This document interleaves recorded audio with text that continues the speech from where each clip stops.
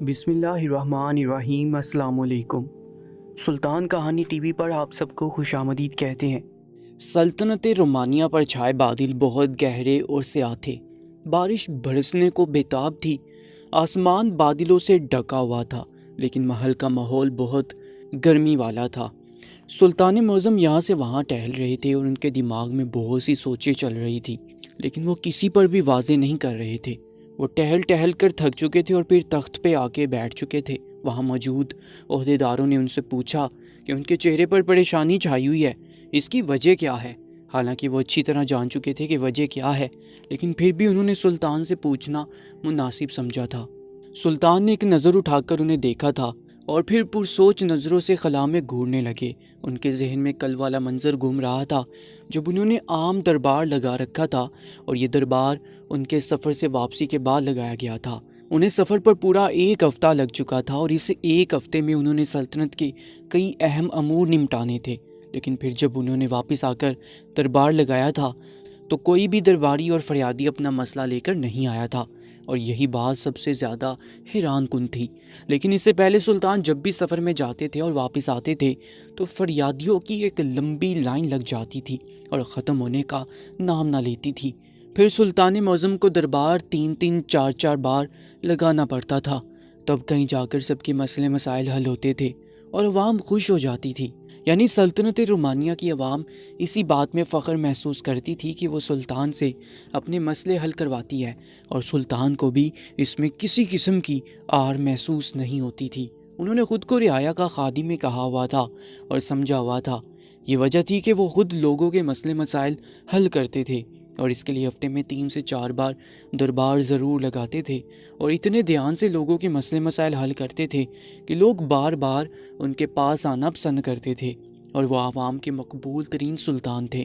عوام انہیں بہت زیادہ پسند کرتی تھی، چنانچہ ان کے دربار لگنے پر پوری کی پوری سلطنت ہی ایسے لگتا تھا کہ ان کے دربار میں آ ٹھہری ہے، اور سلطان کے چہرے پر ذرا بھی شکن نمودار نہیں ہوتی تھی، کیونکہ وہ عوام کی خدمت گزار تھے اور عوام کی خدمت کرنے کو اپنا فرض سمجھتے تھے۔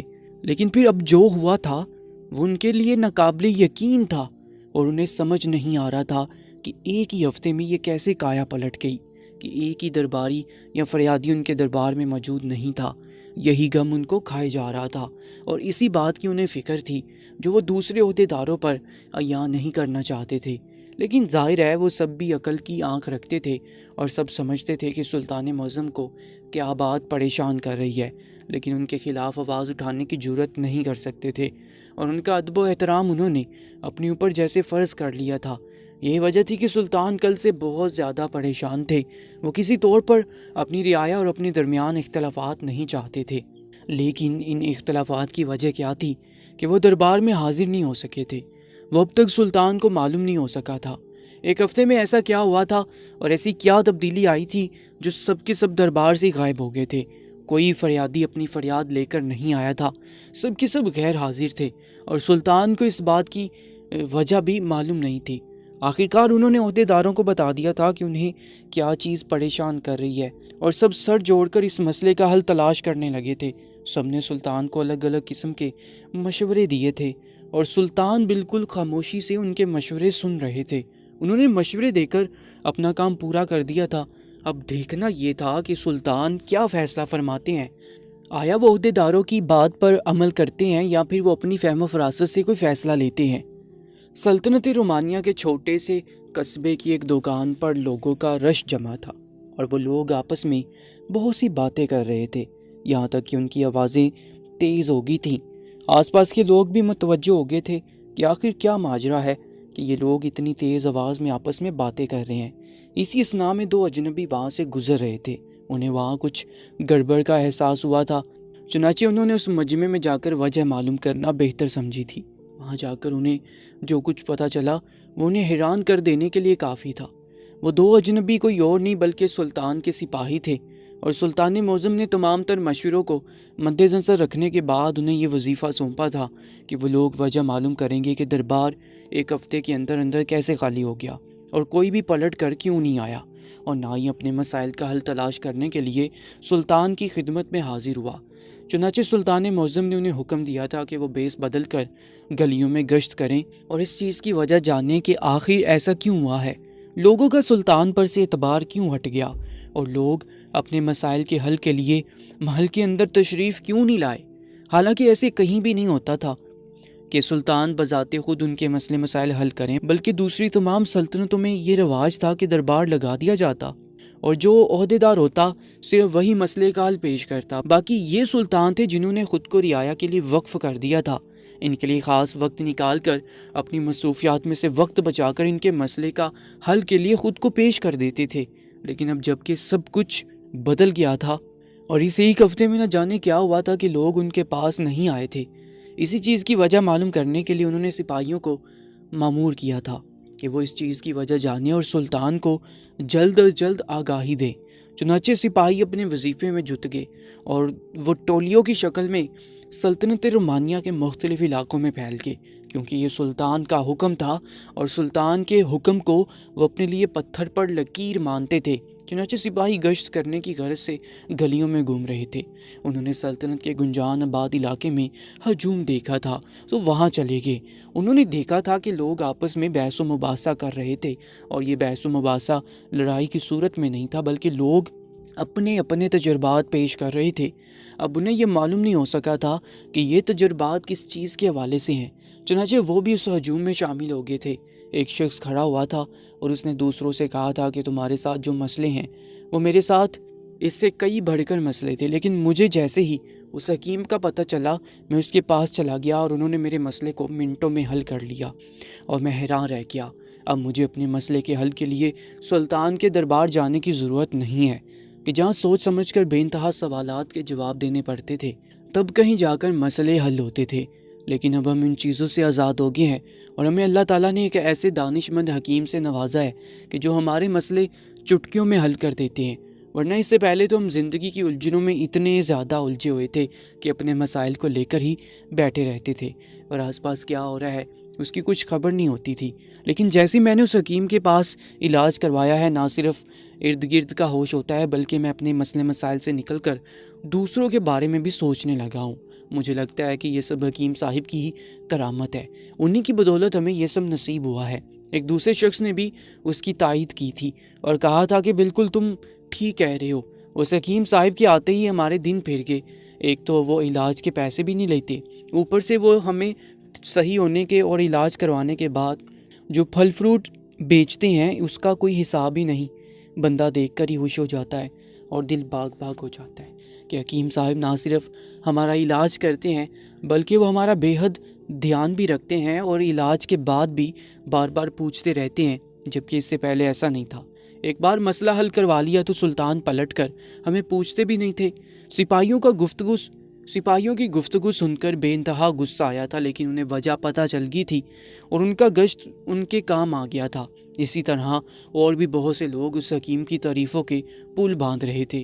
جیسے جیسے اس کی تعریف ہو رہی تھی ویسے ویسے سپاہیوں کو غصہ آ رہا تھا کہ یہ حکیم کون آ گیا ہے جو نہ صرف ان کے مسئلے کا حل پیش کرتا ہے بلکہ ان کی خبر گیری بھی کرتا ہے۔ حالانکہ سلطان کے سپاہی اس بات کے گواہ تھے کہ سلطان اپنی رعایا کا خیال رکھنے میں کسی قسم کی کوئی کسر نہ چھوڑی تھی اور ان کی رعایا بھی ان کے گن ہی گاتی تھی۔ کبھی بھی اس طرح سے سلطان کی ذات کے پڑخچے نہیں اڑائے تھے جیسے اس ہجوم میں لوگ ان کی ذات کی دھجیاں اڑا رہے تھے۔ یہ باتیں سلطان کے سپاہیوں کے لیے ناقابل برداشت تھی، لیکن پھر بھی وہ برداشت کرنے پر مجبور تھے کہ انہیں سلطان کے وظیفے کو پورا کرنا تھا۔ اگر وہ ایسا نہ کرتے تو انہیں کبھی پتہ نہ چل پاتا اور ان کا غصہ ان کے وظیفے کو ختم کر دیتا۔ چنانچہ اپنے غصے کو پی کر سلطان کے محل کی طرف چل دیے۔ سلطان معظم مضطرب تھے، ٹہل ٹہل کر اپنے اضطراب کو کم کرنے کی کوشش کر رہے تھے، لیکن ان کا اضطراب کم ہونے کی بجائے بڑھتا ہی جا رہا تھا۔ انہیں اپنی عوام کا یوں خود سے دور جانا ہرگز منظور نہیں تھا، بلکہ وہ ہر لمحہ عوام کی خیر رکھنا چاہتے تھے تاکہ انہیں سلطنت کے امور چلانے میں آسانی ہو اور اس طرح سلطنت کے اندر کا ماحول بھی بہتر اور خوشگوار رہے۔ لیکن جب سے یہ تبدیلی آئی تھی وہ بے انتہا پریشان نظر آ رہے تھے۔ انہوں نے سپاہیوں کو وظیفہ دیا تھا، اب انہیں شدت سے انتظار تھا کہ سپاہی کب یہ وظیفہ مکمل کر کے ان کے پاس آتے ہیں اور انہیں وجہ بتاتے ہیں کہ آخر دربار سے لوگوں کے غائب ہونے کی کیا وجہ تھی۔ ابھی وہ ٹہل ہی رہے تھے کہ انہیں محل کے داخلی دروازے سے سپاہی داخل ہوتے ہوئے دکھائی دیے۔ وہ رک کر تخت پر بیٹھ چکے تھے اور سپاہی آگے آئے تھے۔ انہوں نے اداب کیا تھا اور سلطان معظم کی خدمت میں عرض کیا تھا کہ ہم نے آپ کا دیا ہوا وظیفہ مکمل کر لیا ہے اور ہمیں اس میں زیادہ عرصہ بھی نہیں لگا، صرف ایک دن سے بھی کم عرصے میں ہم نے یہ وظیفہ مکمل کر لیا، اور اس کی وجہ یہ ہے کہ سلطنت کے اندر ایک دانش مندانہ حکیم کے آنے سے رعایا آپ کی بجائے ان کی طرف منتقل ہوگی ہے، اور ہمیں معلوم ہے کہ آپ کو اس چیز سے غرض نہیں کہ رعایا ان کی طرف منتقل ہوئی ہے، بلکہ آپ کو اس چیز سے غرض ہے کہ اس حکیم کے پاس ایسا کیا طریقہ علاج ہے یا ایسے مسائل کے کیا حل موجود ہیں کہ تمام کی تمام عوام ان کے پاس جا رہی ہے۔ چنانچہ ہمیں یہ پتہ چلا ہے کہ عوام ان کے گن گاتے نہیں تھک رہی، اور نہ صرف ان کے گن گا رہی ہے بلکہ آپ کو بھی جٹلا رہی ہے اور آپ کی خدمات کو یکسر نظر انداز کر رہی ہے۔ ہوا یوں تھا کہ ہم بازار کی طرف جا رہے تھے، ہمیں ایک دکان پر ہجوم دکھائی دیا۔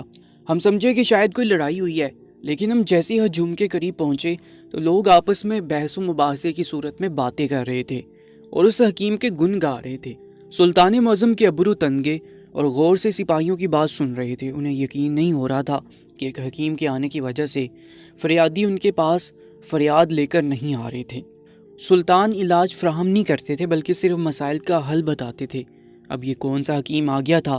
ایک ہفتے میں ان کو اتنا زیادہ اپنا گرویدہ کر گیا تھا کہ لوگ ان کے گن گاتے نہیں تھک رہے تھے۔ سپاہی اپنی بات کہہ کر خاموش ہو گئے تھے۔ اس کے ساتھ ساتھ انہوں نے سلطان معظم کو یہ بھی بتایا تھا کہ حکیم نہ صرف ان کا علاج کرتا ہے بلکہ علاج معالجے کا خرچ بھی وصول نہیں کرتا، بلکہ خود سے ان کی خبر گیری کرتا ہے اور پھل بھی بھجواتا ہے۔ سلطان معظم مزید اضطراب کا شکار نظر آ رہے تھے۔ ان کا دماغ کسی اور ہی نہج پر سوچ رہا تھا، اور سپاہی اپنا وظیفہ مکمل کر کے سلطان کو تمام باتوں سے آگاہ کر کے محل سے رخصت ہو گئے تھے۔ سلطنت رومانیہ کی سب سے بڑی دکان میں اس وقت وہ لوگ موجود تھے اور کل ملا کر 10 لوگ تھے، اور وہ سب کسی کا انتظار کر رہے تھے۔ یہ دکان ایک سنسان علاقے میں واقع تھی۔ رات کا وقت ہو رہا تھا اور وہاں کوئی زیرو بھی نظر نہیں آ رہی تھی۔ وہ دکان بھی کافی سالوں سے بند پڑی ہوئی تھی اور یہاں صرف کچھ خاص دنوں میں ہی ہلچل نظر آئی تھی، وہ بھی اس خفیہ انداز میں نظر آتی تھی کہ کسی کو اس کے بارے میں معلوم ہی نہیں ہوتا تھا، یعنی رات کی اس پہر جب تمام لوگ گہری نیند سو جاتے تھے اس وقت یہاں لوگ آتے تھے، اپنے کاموں سے اپنے سردار کو آگاہ کرتے تھے۔ چنانچہ اس وقت بھی وہ 10 لوگ موجود تھے اور اپنے سردار کا انتظار کر رہے تھے۔ اسی اثناء میں دروازے پر دستک ہوئی تھی اور سب لوگ کھڑے ہو گئے تھے۔ ان میں سے ایک شخص آگے بڑھا تھا، اس نے دروازہ کھول دیا تھا۔ دروازے پر اس بار ان کا سردار موجود تھا۔ سردار کے اندر آتے ہی سب نے اپنے سر جھکا لیے تھے۔ وہ سردار تخت پر بیٹھ گیا تھا اور پھر اس نے تمام لوگوں کو اشارہ کیا تھا کہ وہ اپنی اپنی کارکردگی بیان کریں۔ اسی میں سے ایک شخص کھڑا ہوا تھا اور اس نے کہا تھا کہ اس نے سلطنت رومانیہ میں اپنی ایک ایسی دکان چمکائی ہے کہ ہر کوئی اس کی طرف ہی متوجہ ہوتا ہے، اور پھر وہ جیسے جیسے تفصیل بتا رہا تھا ویسے ویسے ان کے سردار کی آنکھوں میں چمک پیدا ہو رہی تھی۔ وہ یہی تو چاہتے تھے کہ ان کے کارندے سلطنت رومانیہ میں چاروں جانب پھیل جائیں۔ اس نے اپنے تمام تر منصوبے سے سردار کو آگاہ کیا تھا اور پھر آخر میں عرض کیا تھا کہ اس منصوبے پر ایک خطیر رقم چاہیے ہوگی۔ چنانچہ سردار سے عرض کرتا ہوں کہ وہ مجھے یہ خطیر رقم عطا فرمائے تاکہ میں لوگوں کے دل میں آسانی سے گھر کر جاؤں، اور ایک ہفتے کے اندر اندر وہ میرے ایسے گرویدہ ہو جائیں کہ مجھے اپنے پیسے وصول ہوتے ہوئے محسوس ہوں۔ چنانچہ اس نے کاغذ پر رقم لکھ کر سردار کی طرف بڑھائی۔ سردار نے ایک نظر کاغذ پر ڈالی اور دوسری مسکراتے ہوئے نظر اس شخص پر ڈالی تھی اور کہا تھا کہ اگر تمہیں اس سے زیادہ رقم بھی چاہیے تو اس سے دوگنی رقم بھی میں تمہیں دینے کے لیے تیار ہوں، لیکن جو وظیفہ میں نے تمہیں عنایت کیا ہے اس میں ہرگز بھی کوتاہی برداشت نہیں کروں گا۔ چنانچہ تم نے جو منصوبہ میرے سامنے پیش کیا ہے میں اس سے بالکل طور پر متفق ہوں، لیکن میں یہ بھی چاہتا ہوں کہ جیسا منصوبہ تم نے مجھے بتایا ہے کام بھی بالکل ویسا ہی ہونا چاہیے۔ ذرا بھی اونچ نیچ مجھ سے برداشت نہیں ہوگی، اور اس کے لیے اگر تمہیں مجھ سے مزید رقم کی بھی ضرورت ہو تو بلا جھجک مجھ سے کہہ سکتے ہو، لیکن میں کام میں کمی کوتاہی ہرگز بھی برداشت نہیں کروں گا، اور مجھے امید ہے کہ تم میری یہ بات اچھی طرح سمجھ چکے ہوگے۔ اس شخص نے اپنا سر جھکا لیا تھا اور اسی وقت جو رقم اسے سردار نے تھمائی تھی اسے لے کر وہ سلطنت رومانیہ کے اندھیرے میں گم ہو گیا تھا۔ سلطان معظم کو جیسے سپاہیوں نے اطلاع دی تھی، انہوں نے دوبارہ سے اعلیٰ عہدیداروں کی ایک نشست بلائی تھی اور ان سے مشورے کیے تھے۔ یہ نشست مقرر رکھنے کا مقصد یہ تھا کہ سپاہیوں نے جو کچھ معلومات ان کو فراہم کی تھی، اس کے مقابلے میں ایسا توڑ پیش کیا جائے کہ دوبارہ سے عوام محل کی زینت بن سکے۔ چنانچہ سب نے اپنے اپنے مشورے دیے اور ایک عہدیدار کا مشورہ سلطان معظم کو پسند آ گیا تھا۔ انہوں نے سب کے سامنے بتا بھی دیا تھا کہ وہ آگے کا کیا لائحہ عمل طے کریں گے، اور یوں مجلس جو انہوں نے ایک خاص مقصد کے لیے بلائی تھی برخاست ہو گئی۔ اب اس مجلس کے اندر جو کچھ طے پایا تھا اس پر عمل درآمد باقی تھا۔ چنانچہ اگلے دن سلطان معظم نے سلطنت رومانیہ کے اندر منادی کروا دی تھی کہ نہ صرف اس دفعہ سلطان کے محل میں دربار لگایا جائے گا اور سب کو شرکت کی دعوت دی گئی ہے، اسی کے ساتھ ساتھ سلطان معظم نے اس دربار میں یہ خاص بات رکھی ہے کہ نہ صرف سلطان مسئلے کا حل پیش کریں گے بلکہ ایک تجربہ کار حکیم بھی موجود ہوں گے کہ جن کو جسمانی مسائل ہوں، وہ اپنی دوائی اس سے بغیر کسی معاوضے کے لے سکیں۔ سلطان معظم کے زمانے میں حکمت کے شعبے میں بہت کم لوگ وابستہ تھے اور بہت زیادہ مہنگا شعبہ ہونے کی وجہ سے لوگ اکثر ٹوٹکوں سے ہی کام چلایا کرتے تھے اور حکیم کے پاس جانے سے کتراتے تھے۔ چنانچہ سلطان کی یہ پیشکش ایک بہت بڑی پیشکش مانی جائے گی۔ چنانچہ جگہ جگہ منادی کروا دی گئی تھی کہ سلطان کے محل میں اب دربار کے موقع پر حکیم بھی موجود ہوا کریں گے، جو بغیر کسی معاوضے کے لوگوں کے مسائل جو انہیں جسمانی طور پر درپیش ہیں ان کے حل کے لیے تجاویز پیش کریں گے، اور نہ صرف تجاویز بلکہ دوائیاں بھی فراہم کی جائیں گی۔ اگلے دن سلطان نے پھر دربار طلب کیا تھا، لیکن سلطان کی توقع کے برعکس بالکل ایک معاملہ ہوا تھا، اور وہ سوچ بھی نہیں سکتے تھے کہ حکیم کو دربار میں بلانے کے باوجود بھی یہ معاملہ ہو جائے گا۔ دربار خالی رہا تھا اور کوئی بھی نہیں آیا تھا، نہ حکیم سے علاج کروانے اور نہ سلطان سے اپنے مسئلے کا حل تلاش کرنے۔ سلطان بے حد مایوس ہو گئے تھے، انہیں بالکل توقع نہیں تھی کہ عوام ان سے اس قدر بے وفائی کرے گی۔ اب سلطان کو سمجھ آ گئی تھی کہ انہیں کیا کرنا ہے، چنانچہ انہوں نے اگلا لائحہ عمل طے کیا تھا اور اگلے دن انہیں اس کے مطابق عمل کرنا تھا۔ اگلے دن سلطان نے طے کیا تھا کہ وہ خود بیس بدل کر اس حکیم کے پاس جائیں گے اور بیمار بن کر اس سے دوائی حاصل کریں گے۔ چنانچہ انہوں نے سپاہیوں سے اس حکیم کا ٹھکانہ معلوم کر لیا اور نہ صرف خود گئے تھے بلکہ انہوں نے سپاہیوں کو بھی بیس بدل کر اپنے ساتھ قافلے میں شامل کر لیا تھا۔ یہ قافلہ آگے جا کر تقسیم ہو گیا تھا اور سلطان نے ہر ایک کو سمجھا دیا تھا کہ انہیں کس وقت اس حکیم کے پاس جانا ہے اور کس وقت انہیں بیماری کے بدلے دوائی حاصل کرنی ہے۔ چنانچہ سلطان نے تمام منصوبہ تشکیل دے دیا تھا اور اگلے دن سپاہیوں کے ہمراہ اس حکیم کے ٹھکانے پہنچ گئے تھے۔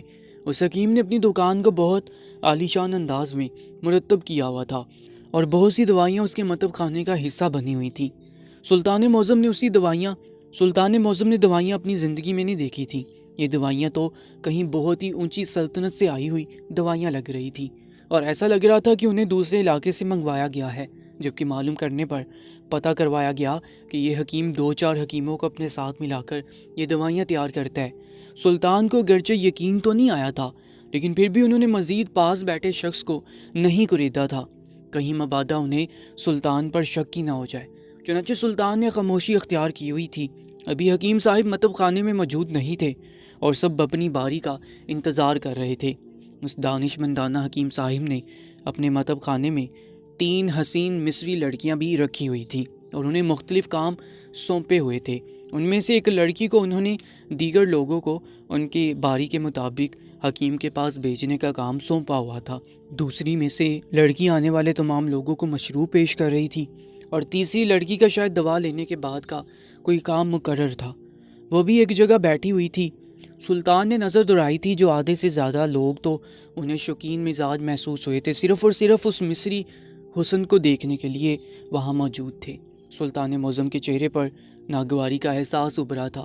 حکیم صاحب جیسے ہی اپنے مطب میں تشریف لائے تھے تو انہوں نے اپنی سانس کو اندر کھینچا تھا اور پھر ایک دم سے آنکھیں کھول کر آس پاس نظر دوڑائی تھی تو پھر وہاں بیٹھے بہت سے لوگوں سے مخاطب ہوتے ہوئے کہا تھا کہ مجھے اس فضا میں بیمار شخص کی خوشبو آ رہی ہے جو بہت زیادہ بیمار ہے، اپنی بیماری کو اب تک چھپائے ہوئے ہے۔ چنانچہ اگر وہ خود میرے سامنے آ جائے گا تو میں اس کا علاج بغیر کسی معاوضے کے کروں گا، جیسے تمام لوگوں کا کرتا تھا۔ حکیم کے اس عمل سے بہت سے لوگ متاثر ہوئے تھے، آپس میں چہ مگوئیاں شروع ہو گئیں۔ سلطان کو حیرت کا شدید جھٹکا لگا تھا اور پھر انہیں معلوم ہو گیا تھا کہ یہ حکیم دراصل حکیم نہیں بلکہ ایک شعبدہ باز بھی ہے جو حکمت کے نام پر لوگوں کو بیوقوف بنا رہا ہے، اور نہ صرف بیوقوف بنا رہا ہے بلکہ ان کے ایمان کو بھی ایک طرح سے کمزور کر رہا ہے۔ سلطان کو اپنی رعایا پر بے حد افسوس ہوا تھا جو شعبدے باز کی باتوں میں آ گئی تھی اور اسی سے اپنا علاج معاوضہ کروانے کا یہ اعزاز سمجھ رہی تھی۔ سلطان خود ہی اٹھ کر اور جیسے اس حکیم کو قریب سے دیکھا تو ان کے پیروں تلے سے زمین نکل گئی۔ انہوں نے حکیم کی گردن میں ایک نشان دیکھا تھا اور انہیں معلوم ہو گیا تھا کہ یہ نشان تو یہودیوں کا نشان ہے۔ اس حکیم کی گردن رومال سے ڈھکی ہوئی تھی، لیکن جیسے ہی کپڑا ہٹا تھا سلطان کی نظر اس نشان پر پڑ گئی تھی۔ یہ نشان داؤدی ستارہ کہلاتا ہے اور 5 کونوں والا ستارہ ہوتا ہے۔ اس کو یہ اپنا خوش بختی کا نشان سمجھتے ہیں اور اکثر لوگ اس نشان کو اپنے جسم کے کسی حصے پر بنواتے ہیں اور یہ صرف یہودی مذہب میں ہوتا ہے۔ چنانچہ سلطان کو ساری کہانی سمجھ میں آ چکی تھی۔ سلطان نے اسے اپنی جھوٹی بیماری کی کہانی سنائی تھی اور پھر حکیم نے انہیں ایک سفید پوریا دی تھی۔ ساتھ ہی ساتھ انہیں یہ کہا گیا کہ وہ اس بات کا ورد کریں گے کہ وہ جلد ہی جلد ٹھیک ہو جائیں گے اور حکیم کی دوا سے وہ ٹھیک ہو جائیں گے۔ اس بات کا ورد کرنے کا حکیم صاحب نے انہیں حکم دیا تھا۔ سلطان حیران رہ گئے تھے، انہیں یقین نہیں آ رہا تھا کہ یہ حکیم عوام کے ایمان سے بھی کھیل رہا ہے۔ اس کے ساتھ ساتھ سلطان کے اشارے پر ان کے ساتھ موجود 2 سپاہیوں نے بھی دوائیاں لے لی تھیں اور وہاں سے نکل آئے تھے۔ وہ لوگ جیسے ہی وہاں سے نکلے تھے تو وہ حسین مثلی لڑکی ان کے پاس آئی تھی۔ اس نے کہا تھا کہ جیسے کہ آپ کو پتہ ہے کہ حکیم صاحب علاج کا پیسہ نہیں لیتے، چنانچہ آپ کو اس کاغذ پر دستخط کر کے اس بات کی یقین دہانی کروانی ہوگی کہ جب جب حکیم صاحب کو آپ کی ضرورت ہوگی تب تک آپ حکیم صاحب کے لیے وہاں موجود ہوں گے۔ چنانچہ سلطان اور ان کے سپاہیوں نے اس کاغذ کو بگوٹ پڑھا تھا۔ صاف صاف الفاظوں میں یہ تحریر موجود تھی کہ حکیم صاحب جب چاہیں کہ انہیں ویسے استعمال کر سکیں گے۔ سلطان اور سپاہیوں نے ایک دوسرے کی طرف دیکھا تھا لیکن پھر چپ چاپ دستخط کر دیے تھے اور محل واپس لوٹ آئے تھے۔ سلطان معظم نے اپنی دوائی کی سفید پڑیا 2 سپاہیوں سے بھی دوائی کی سفید پڑیا لے لی تھی اور پھر انہیں حکم دیا تھا کہ شاہی طبیب کو دربار میں حاضر کیا جائے۔ اگرچہ وہ بہت زیادہ بزرگ ہو گئے تھے لیکن بہت زیادہ اہتمام کے ساتھ انہیں دربار لے آیا گیا اور سلطان معظم نے وہ دوائی کی پڑیا حکیم صاحب کی خدمت میں پیش کر دی تھی۔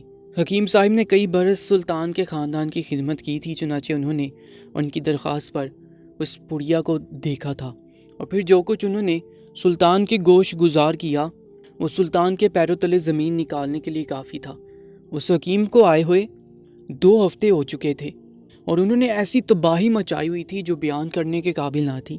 یہ حکیم صاحب دراصل یہودیوں کی ایک سازش کا نتیجہ تھا اور ایک طرف تو ان میں بے راہ روی پھیلانا چاہتا تھا، اسی وجہ سے وہ روزانہ اس کے متم میں الگ الگ مثل لڑکیاں دکھائی دیتی تھیں جو اتنی زیادہ خوبصورت ہوتی تھی کہ لوگوں نے حسن کو دیکھنے کے لیے بغیر کسی بیماری کے اس کے متب خانے پر تشریف لے جاتے تھے۔ دوسری طرف وہ حکیم جو دوا انہیں دیا کرتا تھا وہ دراصل ایک ہی دوائی تھی جو سب مریضوں کو دی جاتی تھی۔ یہ وجہ تھی کہ سلطان نے اپنے ساتھ 2 سپاہیوں کو بھی دوا لینے کا کہا تھا، اور جب شاہی طبیب نے اس دوا کو بغور دیکھا تو انہوں نے کہا کہ یہ ساری دوائیاں ایک ہی ہیں اور اس میں ایک ہی چیز ملی ہوئی ہے، اور یہ چیز اگر انسانی جسم کو بار بار ملے تو ناکارہ ہو جاتا ہے اور نسل بڑھانے کے قابل نہیں رہتا، یعنی یہ دوائی نسل انسانی کی روک تھام کے لیے استعمال کی جاتی ہے اور حکیم صاحب اپنے ہر مریض کو یہی دوائی دیتے ہیں۔ یہ انکشاف ایسا تھا کہ سلطان معظم بے پناہ غصے میں دکھائی دینے لگے۔ انہیں سمجھ نہیں آ رہا تھا کہ وہ دانش مندانہ حکیم جو ان کی سلطنت میں تباہی پھیلانے کے لیے آیا تھا اسے کیسے روکا جائے۔ اس کے ساتھ ساتھ ایک اور انکشاف بھی یہ ہوا تھا کہ حکیم صاحب کی طرف سے جو پھل مریضوں کو بھیجے جاتے تھے ان میں بھی اسی قسم کی دوائی کی ملاوٹ تھی۔ چنانچہ سلطان کو ایک حل سجائی دیا اور انہوں نے اپنے ایک سپاہی کو سارا ماجرا کہہ سنایا۔ اس سپاہی کا اس حکیم نے اچھی طرح معائنہ کیا تھا۔ اس سپاہی میں کوئی بھی قسم کی کمی نہ تھی اور وہ بھرپور مردانہ وجاہت اور مردانہ طاقت کا شاہکار تھا۔ شاہی طبیب نے اس کی تمام کیفیات ایک پرچے پر لکھ رکھی تھی اور اس کے بعد سلطان معظم نے مسلسل اس سپاہی کو یہ دوا کھانے کا کہا تھا۔ چنانچہ ایسا ہی ہوا تھا اور 1 ہفتے کے دوران ہی اس کی کیفیات بدل گئی تھی اور شاہی حکیم نے دوبارہ اسے کیفیات پوچھ کر اس کاغذ پر اتار دی تھی۔ اس کے بال جھڑ گئے تھے، اس کے چہرے پر جڑیاں پڑ گئی تھیں اور وہ انتہائی کمزور دکھائی دے رہا تھا۔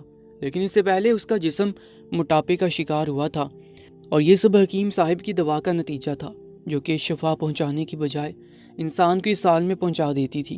اور اس تجربے کے لیے ایک سپاہی نے خود کو پیش کر دیا تھا۔ چنانچہ اب سلطان کے پاس ایک بہت بڑا ثبوت موجود تھا۔ بظاہر ایسا لگتا تھا کہ یہ دوا انسان کو فائدہ پہنچا رہی ہے، لیکن اندرونی طور پر انسان کو کھوکھلا کر رہی ہے، اور سلطان کی رعایا اسی قسم کے دھوکے کا شکار ہو رہی تھی۔ سلطان نے اگلے دن رعایا کی دعوت عام رکھی تھی، اور پوری سلطنت رومانیہ کی رعایا کو دعوت دی کہ وہ محل میں تشریف لے آئے۔ چنانچہ عوام یہ موقع گنوانا نہیں چاہتے تھے۔ انہیں معلوم تھا کہ سلطان جب بھی کوئی ایسی تقریب رکھتے تھے تو وہ ضرور عوام کو کسی نہ کسی چیز سے نوازتے تھے۔ چنانچہ عوام کا جمع غفیر محل میں جمع ہو گیا تھا، جہاں تک محل کا بڑا میدان بھی کھول دیا گیا۔ اب سلطان ان سب سے مخاطب ہوئے تھے اور کہا تھا کہ جس دانشمندانہ حکیم کی دم مچ چکی ہے اس کی حقیقت میں آپ سب کے سامنے رکھنا چاہتا ہوں۔ میں اللہ کو حاضر ناظر جان کر اور قرآن پر ہاتھ رکھ کر آپ کو اس یہودی سازش سے باخبر کرنا چاہتا ہوں۔ یہ بیس بدل کر حکیم سے دوا لینے کے لیے وہاں گیا تھا۔ انہوں نے سب سے پہلے تو مصری لڑکیاں رکھ کر سلطنت کی عوام کو بہرہ روی کا شکار کرنے کی کوشش کی تھی، اور اس سلسلے میں 2 لوگ ہمارے پاس گواہ کے طور پر موجود ہیں کہ وہ بے راہ روی کا شکار ہو کر ان لڑکیوں سے ناجائز تعلقات بنا چکے ہیں اور انہی کے لیے مطب میں جاتے تھے۔